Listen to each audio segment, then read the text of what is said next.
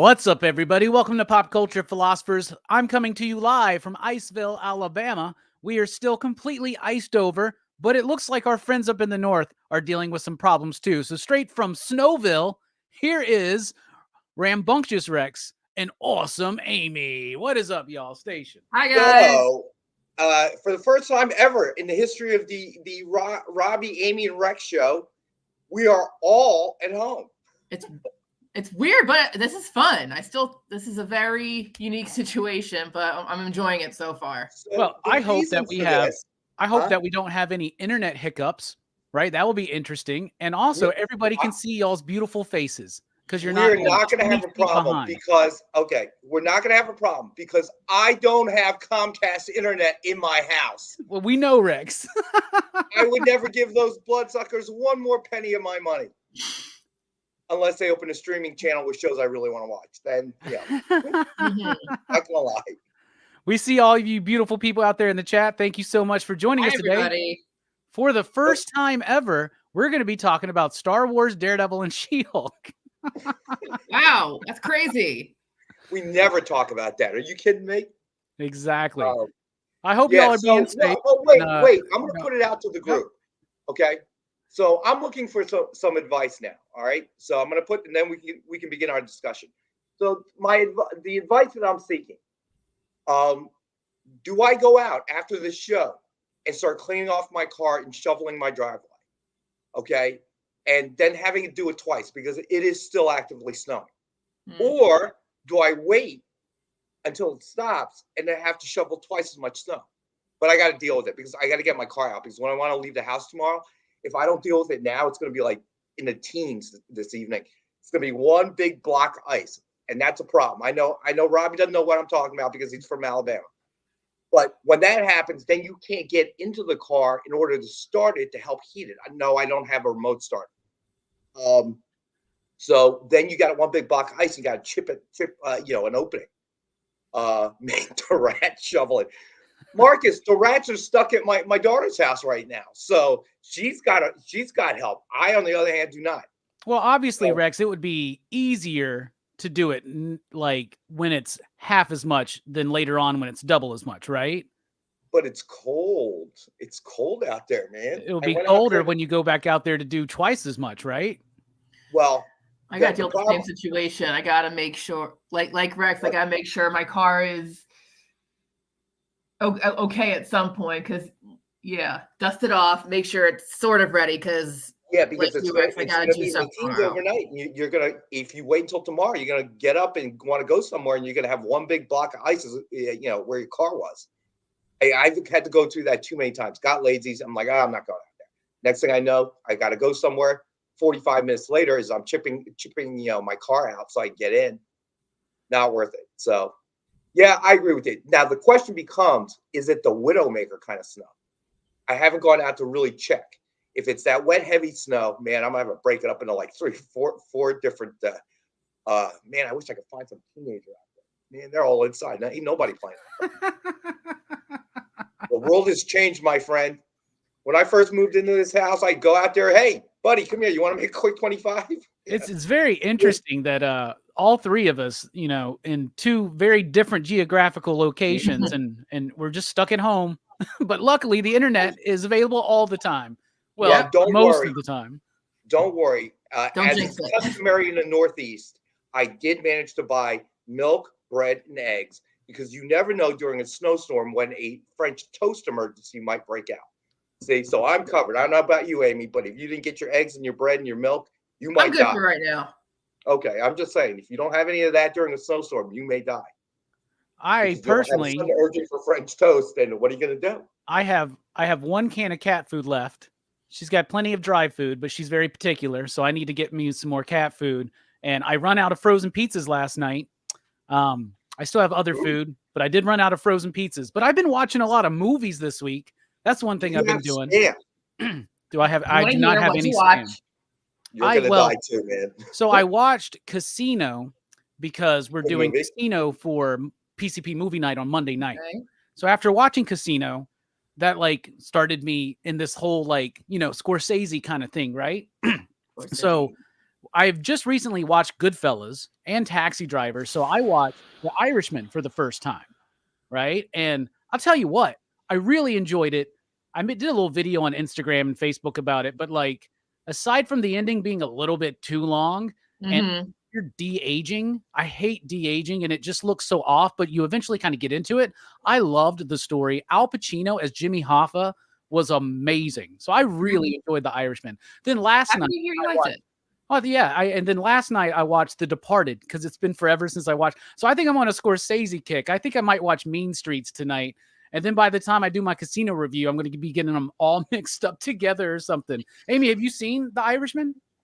I saw The Irishman when it came out because it was one part of the Oscar watch that year, and I'm like, it took me a couple days to watch it. I'll be honest, and I just thought I thought it was all right. I thought, I think Goodfellas is still a better movie. I like I like that more. I like Taxi Driver more. And I know, and speaking of Oscar watch, I'm gonna have to get around to watching Killers of the Flower Moon at some point. So Yeah. I'll let you know when I see that. I'm building up to that one. That's one that I want to watch, and then Yeah, I I've guess heard I'll some be good able to things watch about Aquaman 2 very soon because it's about to hit digital already. So. I heard that was like, how many weeks I'm is it? still not paying, dude. I'm waiting until free stream.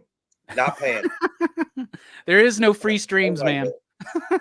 Oh, it'll end up on HBO Max or something at some point, dude. I agree with 62. The Irishman would be really good if it had about 25 minutes cut out because it's mostly towards the end. It takes a long time to end. You've seen it, Frosty, down there? You watched it? Rex, I'm talking to you. Your name is Frosty. You're talking to me. I'm sorry. Yeah. I forgot I made myself Frosty Snowman. Rex is so confused. He's like, who's Frosty? Hello. So I was reading Road Collecting too, so I was a little distracted. You're right, Road. It's going to be enough snow. I got to deal with it today. I can't wait. Otherwise, I'm going to have to deal with that base. And it's not even base level. It's been snowing. It's probably coming down in half an inch to an inch and at least an hour. Somebody said, come to South Dakota. No, I heard about South Dakota, guys. To you, this is nothing. To you, this is just Friday. I know how much snow you guys get up that way, but that's it's like you are to me what I am to Robbie. Okay, Robbie, it snowed 3 days ago. He still can't leave the house, dude. Yeah. So what'd you think of The Irishman? I liked it. I'm a big Scorsese fan. Okay, so I'm kind of like one of those Scorsese kind of I don't want to say cult member, but I am a big fan, and I am willing to give him a break when something comes out and people are going to be more critical about it. I mean, Goodfellas was just a tremendous movie, on every level. So the way it was shot, the third person storytelling, the twists and turns, it was kind of a historical look of how it worked. I think that really the only movie that could even come close to comparing to it in that genre, I would say, would be the original Godfather. So, because it really tells a story of how it exists within a personal view, and it was a sign of the ages. You talk about the drug dealing towards the end.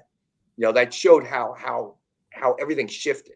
So I'm a huge Scorsese fan. So I like The Irishman. I agree with Amy though. Probably not as good as Goodfellas, but yeah, definitely not as good as Goodfellas. And I'm a mark for Martin Scorsese for sure. And after rewatching The Departed, I still do not think that that's anywhere near his best film. And it's the one that won Best Picture and he got Best Director finally. And it blows my mind that movies like Goodfellas and Raging Bull didn't go over in their years. But The Departed does. Like that was, but you know what I feel like that was? It was kind of like a makeup call. Yes. Okay? And again, there's a lot of that at the Academy Awards. They did the same thing to Denzel Washington because Training Day is not his best performance. No, but we all feel like he deserves it and he missed it on several occasions. So this is our makeup call. We're gonna give you this one, even though which I kind of understand. But is that what they is that the Lifetime Achievement Award thing? No. Yeah, it's pretty much one of those kind of things. I mean, I still like The Departed, but I don't think it's like Best Picture kind of. Like level of stuff, especially compared to his other films, but we don't compare the other films of that particular year to their previous films or whatever. So anyway, Right. All right, enough Scorsese chat. Let's get into the topics today. Daredevil, the Netflix Daredevil show is now officially, apparently, MCU Canon. Like, I don't know how official this is, but we knew that when they first announced that Daredevil Born Again was coming in, that Charlie Cox and Vincent D'Onofrio were playing slightly different versions of those characters. We saw that play out in She-Hulk. We saw that play out in Hawkeye when Kingpin shows up wearing, Hawaiian shirts and he's got like super strength. He's like ripping car doors off of cars. And that's definitely not 100% the Daredevil and the Kingpin from the Netflix show. But now we've already talked about this. They came in and they were like scrapping everything. They starting over from ground zero. Now they're bringing in Foggy and Karen again. And it's all lining up. The whole Netflix properties have been added to Disney Plus to the MCU timeline. It feels like it's a lot of course correcting to give fans what they always wanted, which was just a direct continuation of that Netflix Daredevil show. Seems like that's where we're going. It shows a little bit of disarray behind the scenes, but at least to me, it's showing that somebody somewhere, probably Kevin Feige, is attempting to try to course correct. What do you think about this news, Amy? And do you want it to be a full-on continuation, or were you more excited for a kind of soft reboot? It's interesting because I'm sure there are people out there who already considered it canon regardless of whether the official word came out or not. But I guess, when you got the two different tones, it's easy to say, oh, it's just a separate universe. So it's tricky. Does it make it easier if it's all in the same, or does it not? Or is it just easier if it's all completely separate? I guess it depends on how each person looks at it. Like, does it work or does it not? And you can make it however it makes you feel better. It's been a while since I've peeked at the Netflix ones. I gotta do some rewatching. But if this is what they want to do, okay. Well, let's see how this goes.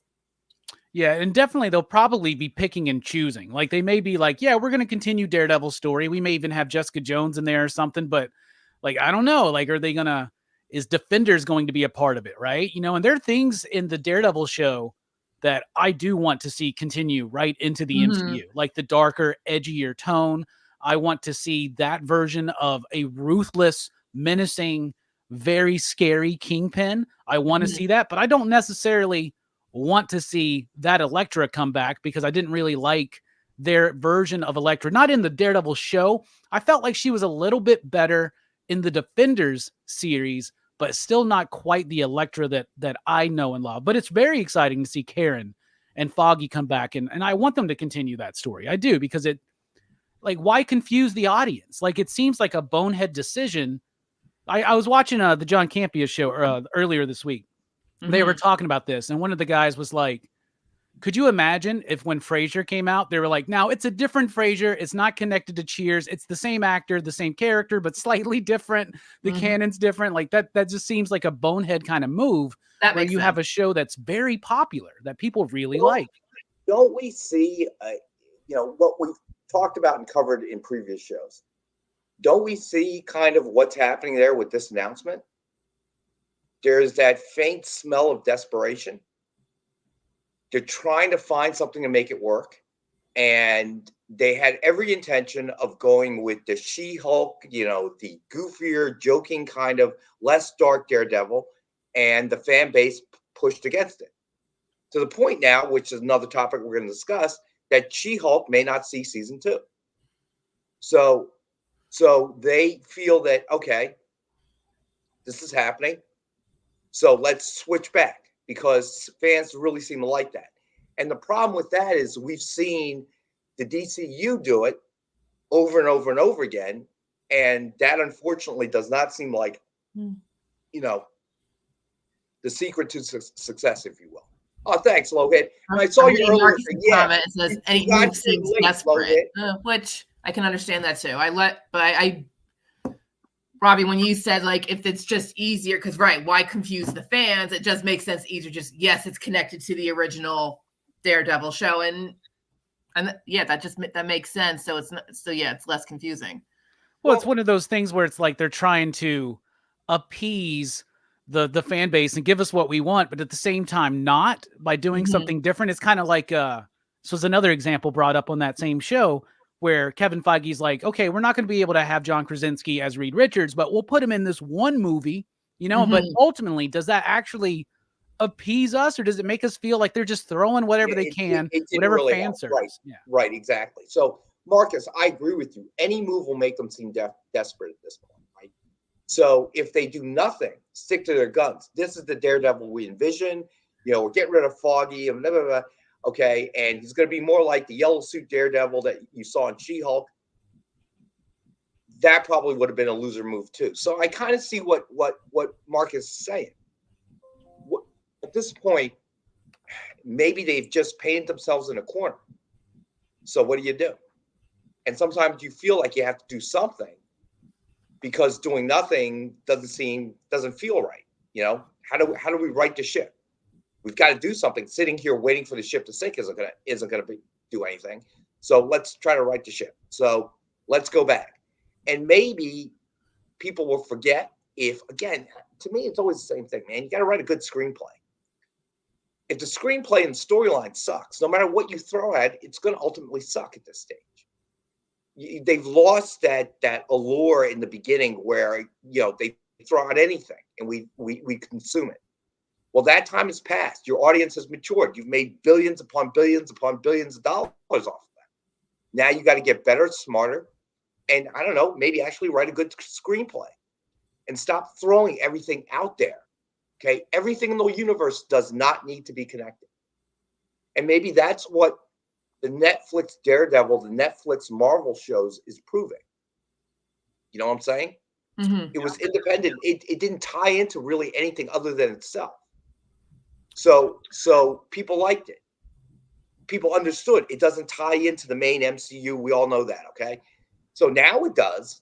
But back then, when we were watching it, we didn't envision that. Well, back we then, understood it was a licensing issue. Well, back then it was, first of all, it's one of these shows where they sold us on a lie because they did tell us in the original days that this was connected and part of the MCU. It was just street level on TV. They referenced the Battle of New York in that first season. They quickly get away with it, and it stands on its own as far as you don't have to have everything else to understand it. And maybe that's something that we could get back to with these Marvel properties is like not feeling like everything has to be a part of a big saga.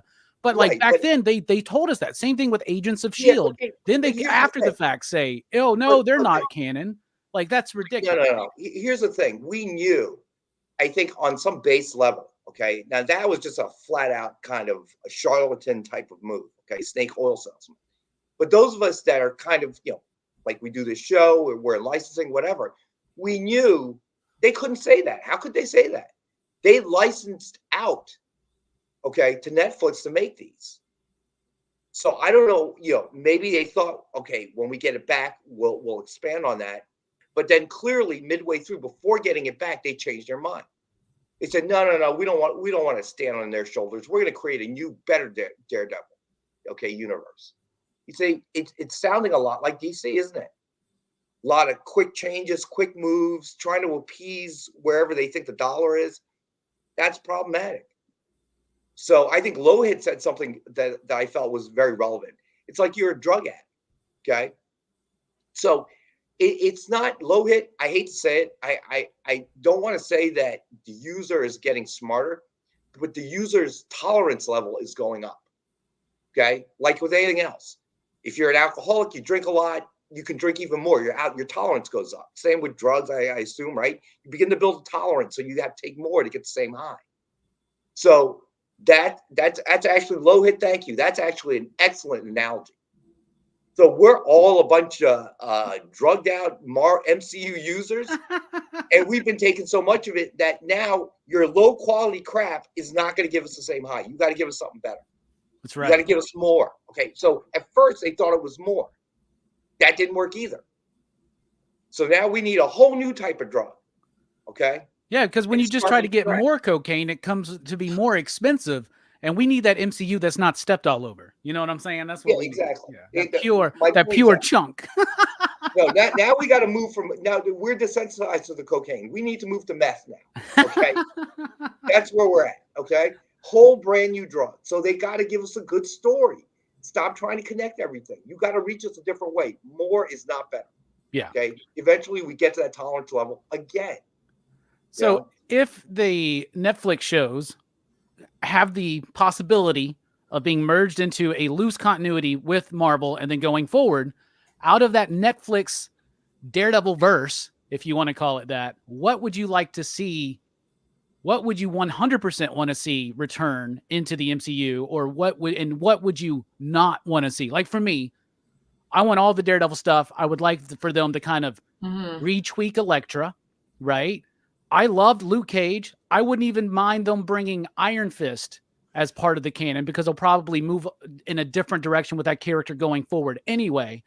But there may be some elements of those shows that we don't want to see. Punisher would be something that would be awesome to see John Bernthal as the Punisher in an MCU movie, maybe even going up against Todd Holland's Spider-Man or something. That could be interesting. Now that would be a dark Spider-Man movie, but I don't know if they're going to do that. Amy, is there anything you'd like to see come? Anything you'd like to see go?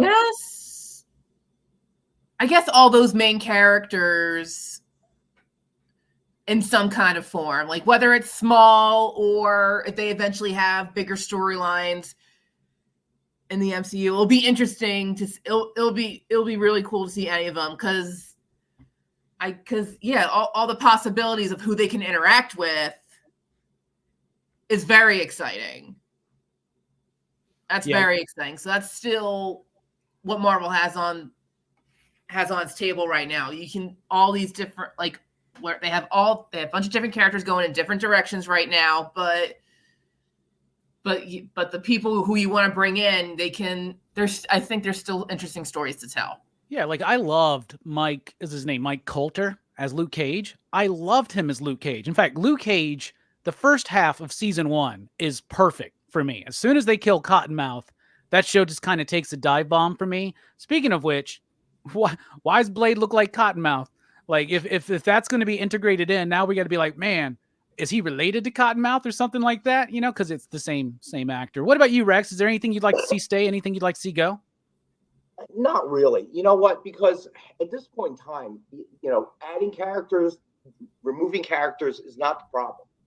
Okay, they've tried throwing different characters. Characters are running all over the place, and it hasn't solved the problem because the basic core problem is still there.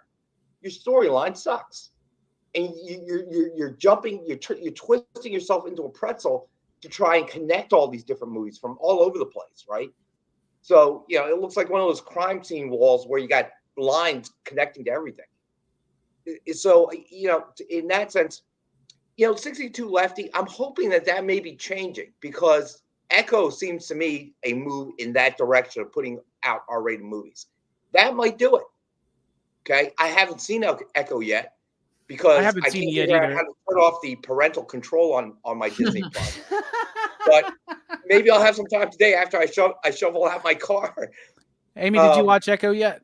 I did watch Echo, and what it really does is, besides, we learn more about Maya Lopez, her character, and where she comes from. It's a nice way to bring Kingpin back into this universe fully, because again, D'Onofrio puts in a great performance, and the very ending of that show sets something up to see what his future in the MCU it might be.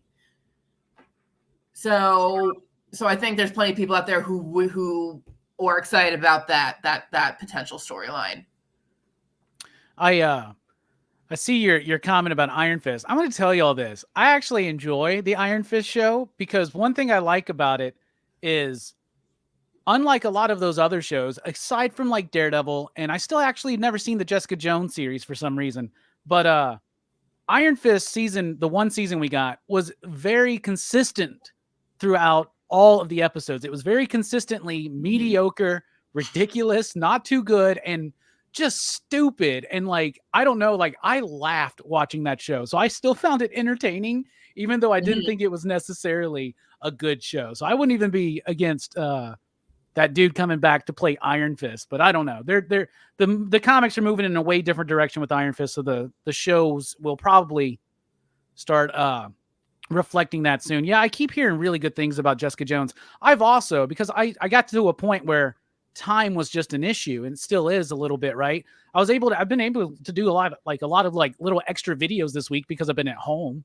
So that's cool. But I haven't seen any of the Punisher shows. I haven't seen Daredevil season 3, so there's still a lot that I've missed out on. Speaking of Disney Plus TV series, She-Hulk may not be coming back for season 2. That is not a surprise to me because it was a very divisive show, right? And they're kind of wanting some shows and movies where people are all on the same page and generating excitement and not necessarily conflict amongst the community.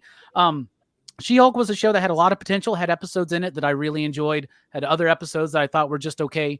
Overall, I thought it was kind of a weak ending to the story because I appreciate the fact that She-Hulk breaks the third wall, or the fourth wall, I should say, and the third, why not? But I appreciate that, but to not give us an actual ending of the show and just kind of like not have to write an ending to all these threads that were coming together, it kind of annoyed me. But the big thing was, I think it was Tatiana Maslany was being interviewed, asked about this. She said she thinks, no, it's not going to happen. Think they blew the budget on that show. It was a very expensive show to make. And it has nothing to do with the divisiveness that it created. Nothing. No, I don't think so because, other factions of Disney don't care about that, it seems. We'll get to that a little bit later. Yeah. But definitely the show cost too much for little reward, and the negative aspect of what was going on in socials too. So you just add it all together, and that's what happens. What do you think, Amy? I know you like the show. I did enjoy She-Hulk. I know it's not perfect, but there's still so much good in there. And if there is definitely no season 2, it is a bummer because I genuinely think if they brought in some fresh writers and kept a more simple, full season storyline, I think something really could have worked. Because in my imagination, like if I got to write for She-Hulk, it would definitely be more like we get to see her handle more stuff in court, but then like in the background, Titania was kind of morphing into the more, comic book version of her. And then like the finale would have been them duking it out. So I would have, again, that's just my imagination. That's what I would have done if season 2 was definitely a thing. I think they could have worked something out. Yeah. What about you? I actually think it worked.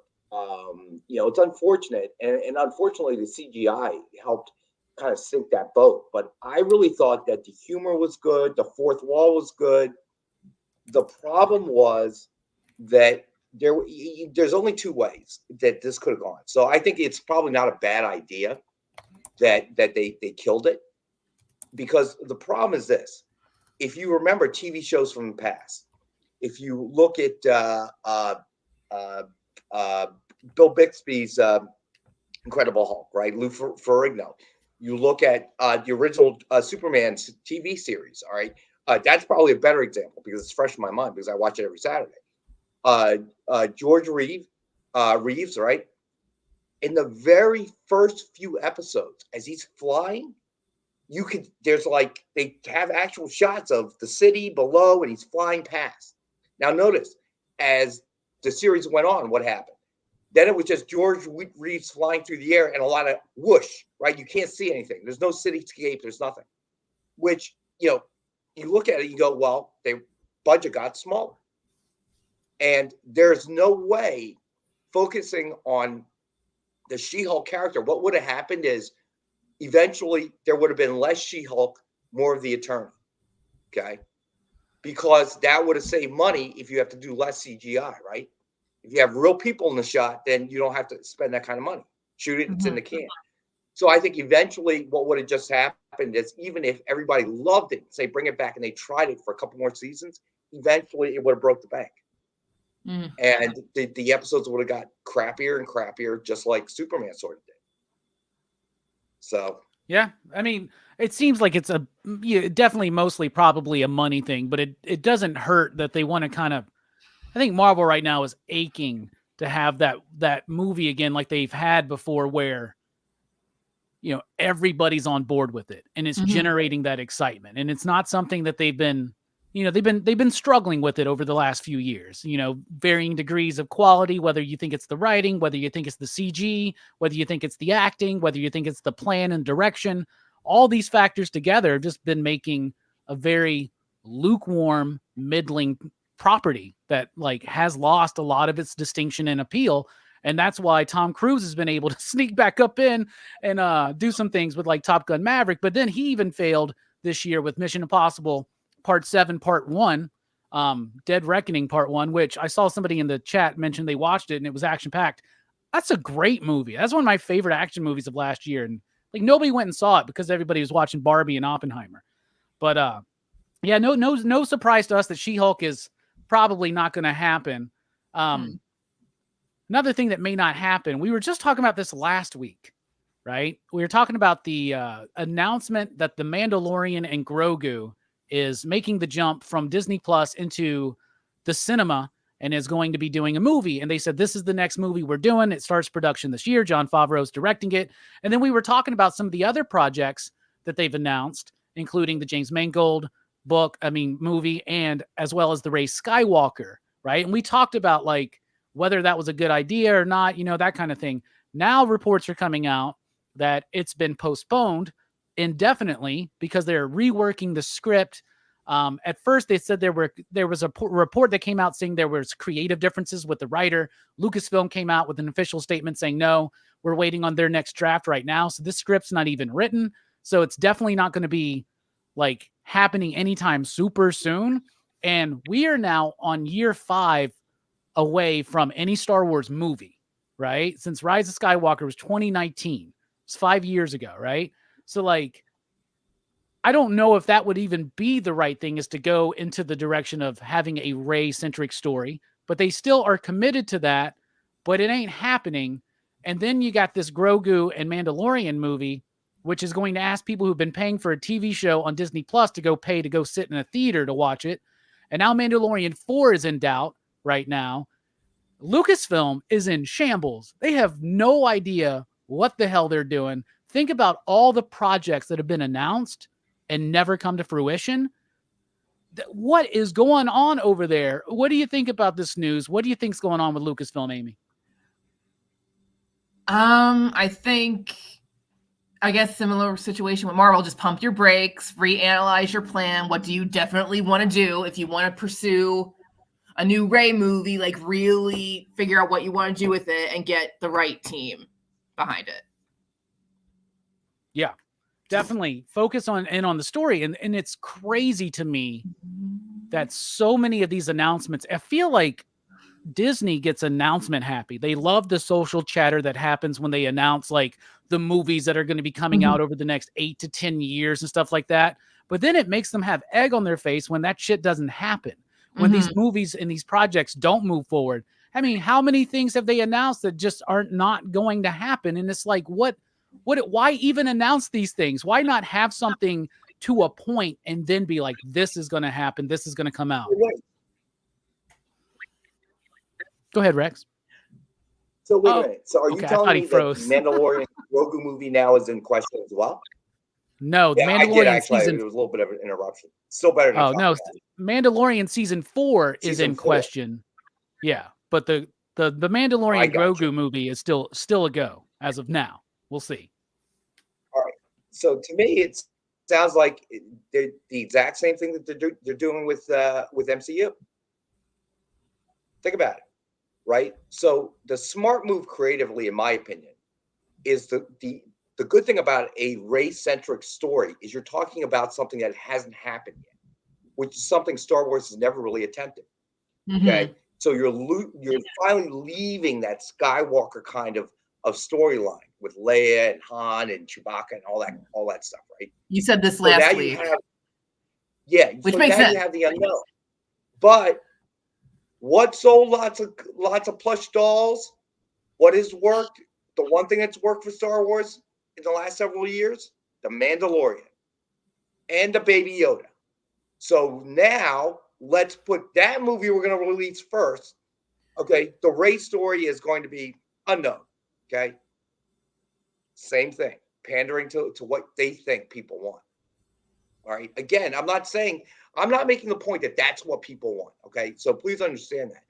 But they are pandering to what they think people want. They love Mandalorian Grogu. Let's make a movie. Like Billy Paramax put it up there. Nobody likes Rey. I personally like Rey, but that's not the point. Me too. But the common thought is nobody likes Rey. They hated those movies. So let's push the Rey centric. When in my opinion, the way to jumpstart the Star Wars universe, get the hell away from everything we've seen so far is based on the original trilogy. Everything. Okay. The middle trilogy kind of makes sense. Okay. Doing a prequel, kind of explain things. Okay. That makes sense. The movies, what are you going to do? Okay. The last trilogy, that makes absolutely no sense. What story are you telling? When are we now? Han, they're all still alive? Well, hell, why don't you tell this story first? Right?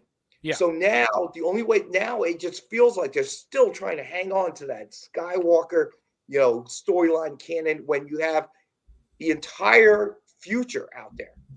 Okay. To build she's building a whole new Jedi Order. So what's it going to look like? Anything they want. It doesn't exist. But these morons keep going back to, what's worked. Same thing I see them doing with, announcing on Daredevil, Netflix. It's now canon. Okay. Why? Because it worked. That to me ultimately is the problem. Yeah. Not only are you trying to pander to the public, you're getting it wrong too. Yeah. At least try to get it right. That's why when James Gunn got announced as taking over DC, I have high hopes because I feel like he's more plugged in to what the audience might want. Right. But based just on what he's been able to do with the Guardians, like throughout all the ups and downs of the MCU, he's maintained a level of consistency, high consistency on his Guardians movies. Right. Feel like he is more plugged into what the fans want. Lucasfilm has no idea. Like, as much as some people like the sequel trilogy, as much as some people hate it, as much as most of us are just kind of like, it is all right. Like, there are parts of it that I like, parts of it that don't.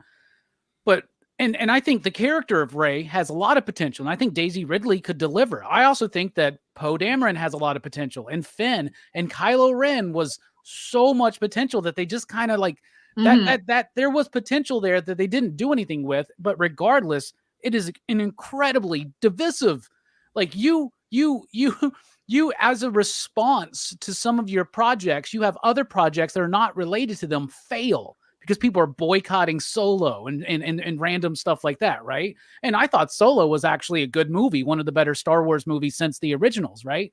In my personal opinion. But like, it seems bonkers to me that they would even consider continuing that story from those movies, especially after, regardless, I know a lot of the conversation gets put around Last Jedi. I don't care. Most of us can all agree that Rise of Skywalker is a steaming pile.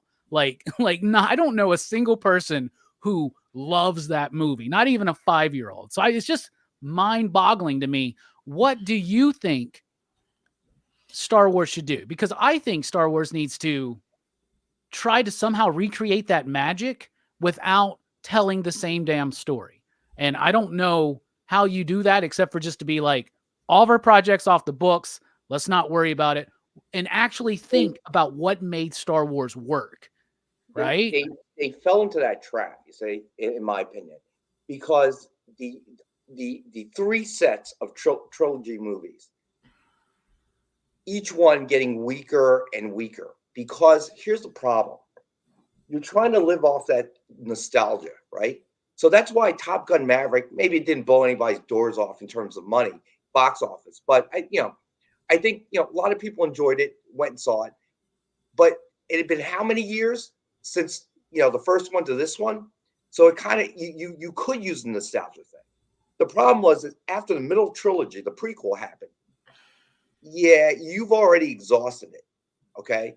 So it made sense that you wanted to talk about after that point. Okay. But you didn't really tell a story after that point. You really told the same story the next generation up.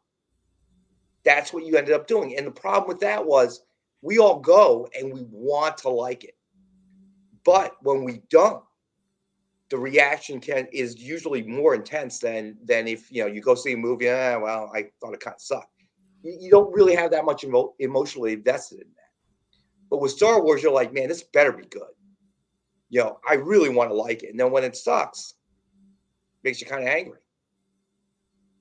62's got a good point there. Like they kind of want to, maybe they want to continue because that's Disney's own IP. That didn't had nothing to do with George Lucas. Maybe they want to like build on that. But here's the thing. That's a valid point. Do you buy Lucasfilm because you want to do something that's not connected to George Lucas? Like, and I don't think George Lucas is one of the greatest filmmakers of all time. And I don't think Star Wars, the original Star Wars, I don't think it's the pinnacle of storytelling in cinema. It is the pinnacle and was a big watershed moment for blockbuster special effects sci-fi movies that ushered in a whole age of movies in the 80s that we love. Agreed. We grew up. That's our bread and butter, right? You got to find something like that. You got to think about what is something that has had the impact of Star Wars, like that first Star Wars movie. Okay, The Matrix was like the Star Wars of my generation, I think. That was the one that like we had never seen a movie like that. It moved technology up, but it also was sophisticatedly telling us an interesting story.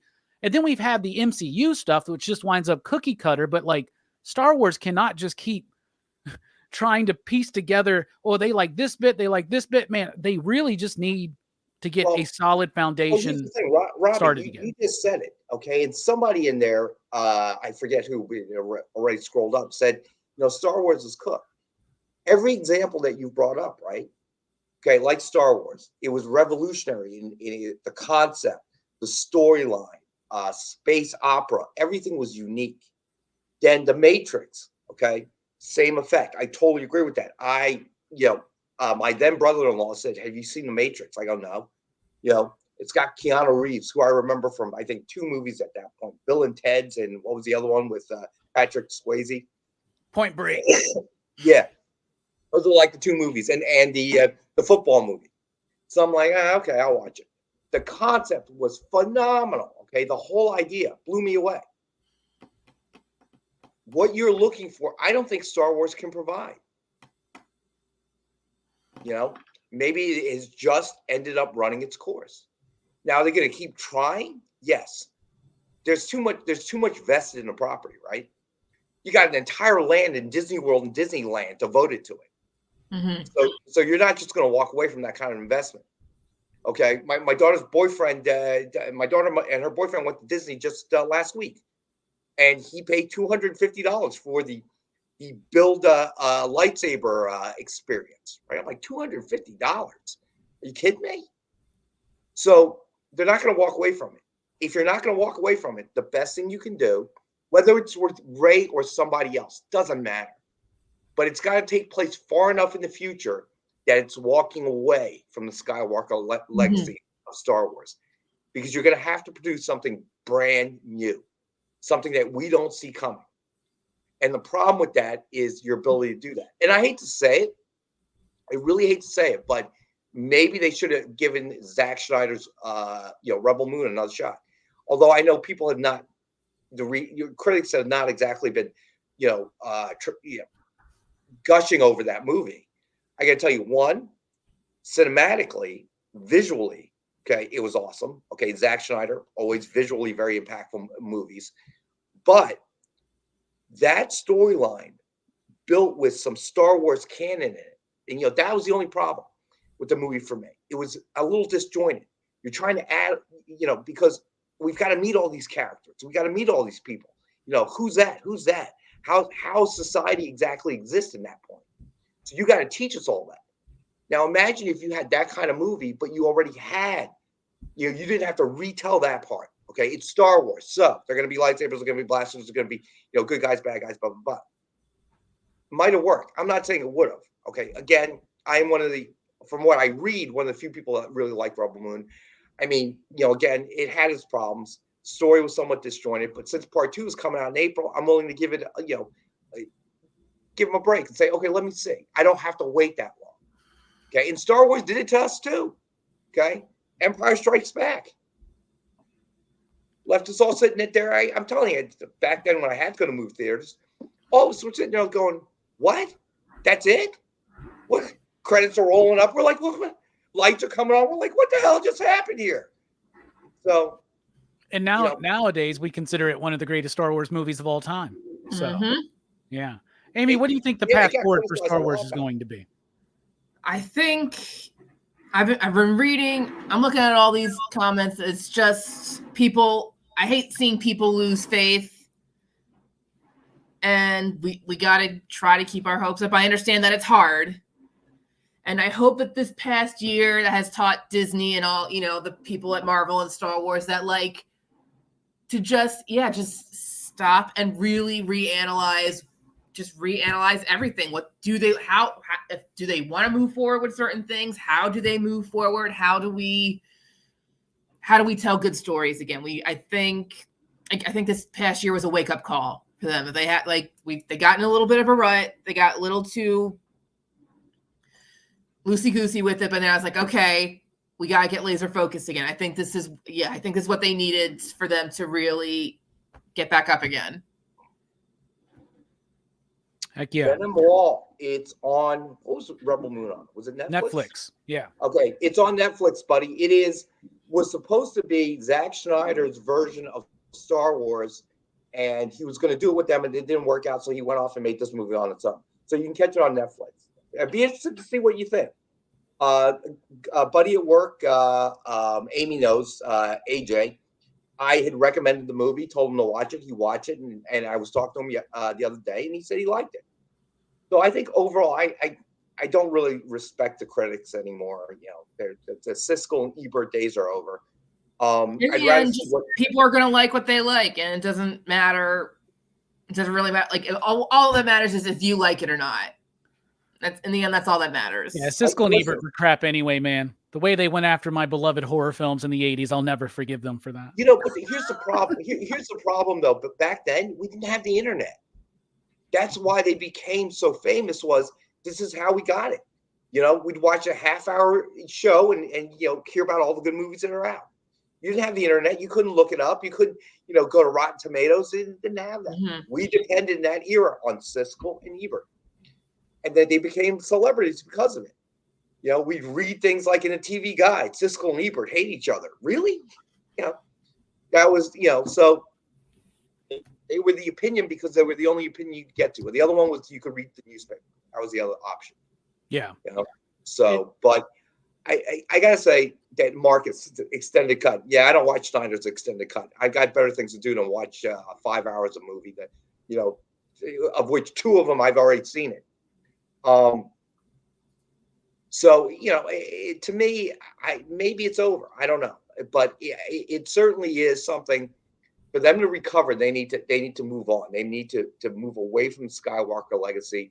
They need to come up with a good script. They need to, you have so much material to work on, Mm-hmm. and I'll say this. I think Billy Powermack said it. Listen, I think Lucas, what he created was brilliant. I think he was absolutely brilliant. And recognizing the merchandising power of it was another, how shall we put it, that really changed the way things were done. Yeah. In Star Wars, you had G.I. Joe. All of a sudden, the toy manufacturers realized that you can monetize your IP through movies. Okay. The next thing you know, back before Star Wars, what could you get? Okay. I think the very first one that tried it was Planet of the Apes. But those toys, those action figures came out many years after the movies came out, right? So it was a little bit off the mark. But Lucas came in and did that. But as to his storyline, people say he did invent space. No, he didn't. He didn't invent wars. No, he didn't. Okay, he didn't. In a sense, nothing that he wrote, he really invented. The Jedi, samurais. Okay, you go back. Empire. Kings and queens. It's all from history. Yeah. But who writes anything that's really, really original? You can only write from what you in your own life experience. So he did that and thought, now let me write it in a space opera kind of environment. See if people like it. People loved it, man.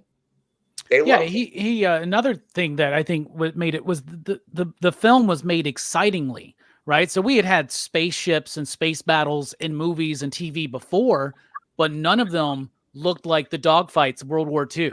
None of them had that level of excitement. None of them looked that real. None of them looked that clean. Like, you can think of 2001: A Space Odyssey, which still holds up today visually, but like that's visually more boring than Star Wars is, right? Especially in today's day and age. Yes. No.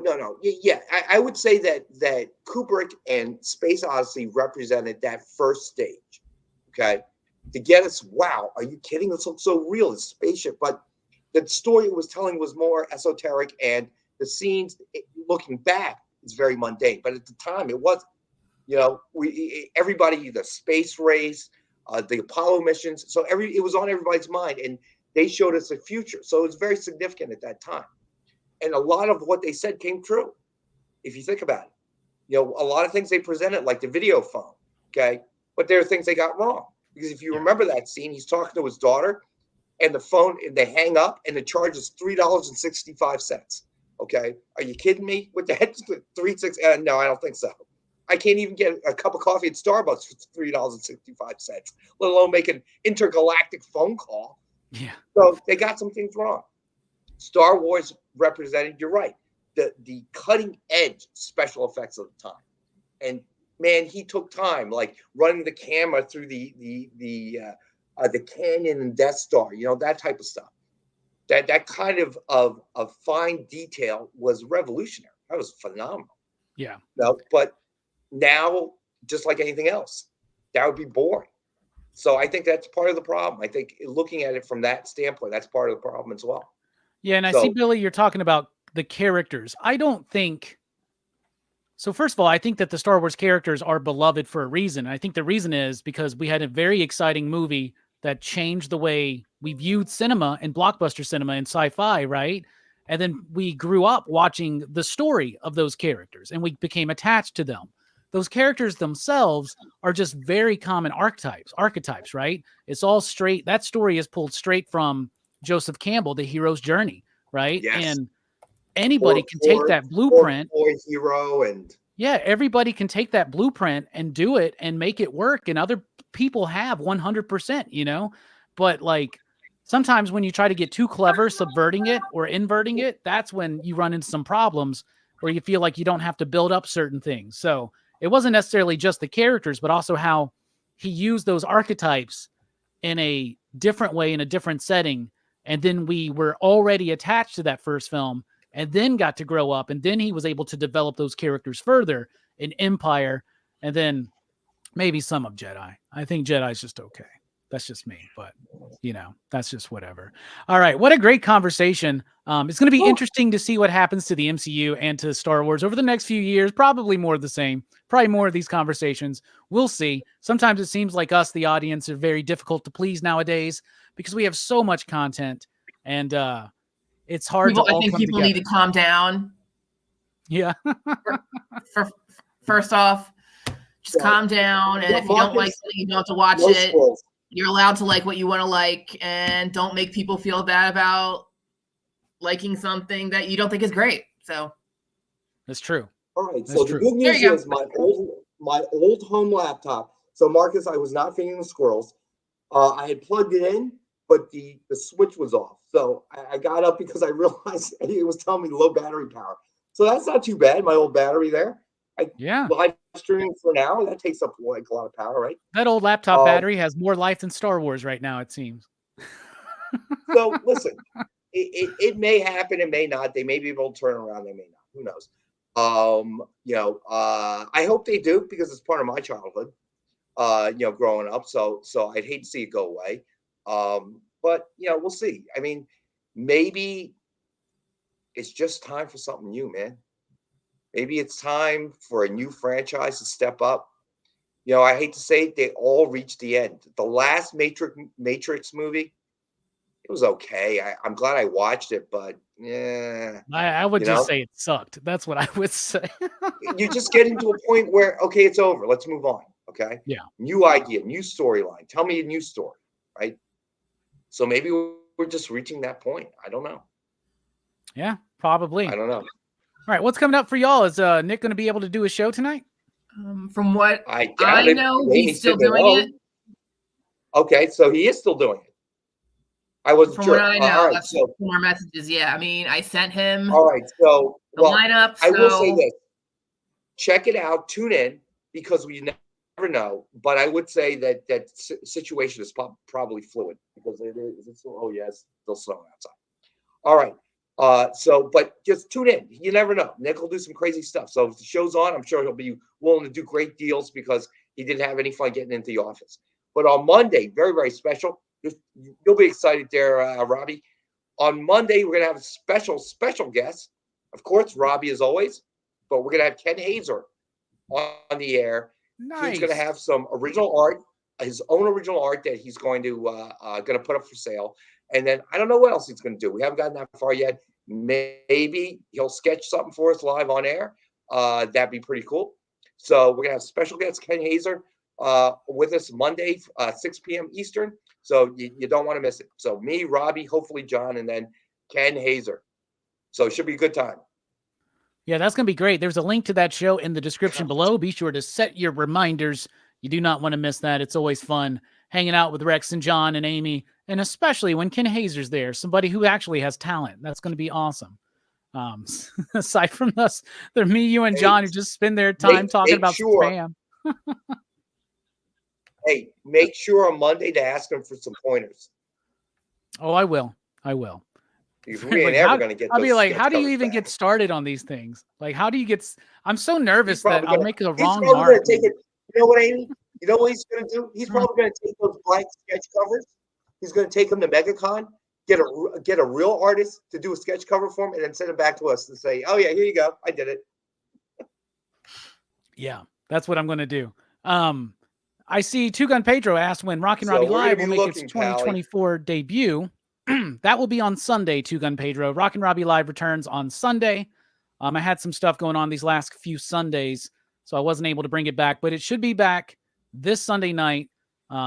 Hopefully, that's what the plan is. I will also be appearing tomorrow night on Dylan's Horror Show to talk about Bubba Hotep, a film starring Bruce Campbell as an aging Elvis who nobody believes is the actual Elvis in a resting home. And there's a redneck mummy that's like plaguing the rest home. It's a really good movie. So join me tomorrow night on Dylan's Horror Show for Bubba Hotep, Rockin Robbie Live on Sunday night, and Monday night, Casino. Martin Scorsese's Casino on PCP Movie Night. It's going to be a grand old time. All right. Thank you all for watching. Thank you. If you're watching this on the replay, let us know what you think in the comments below. Amy, Rex, be safe. We love you. Y'all out there.